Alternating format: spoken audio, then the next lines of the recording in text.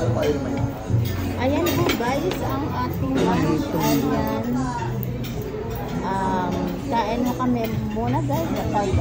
Tapos guys, ano nito guys? Tamarind juice guys. Ang sarap nito, tamarind juice. Ayan. Tapos sa asawa ko naman is gulaman pa guys. Ayan. Meron po siyang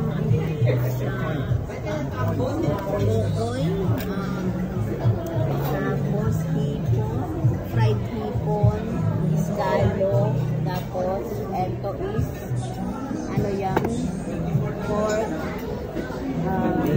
deli, tapos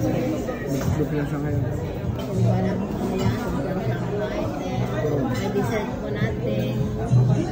Chef lang guys. Tara guys, kain na tayo. Ayan po guys, tara guys, kain na po tayo guys.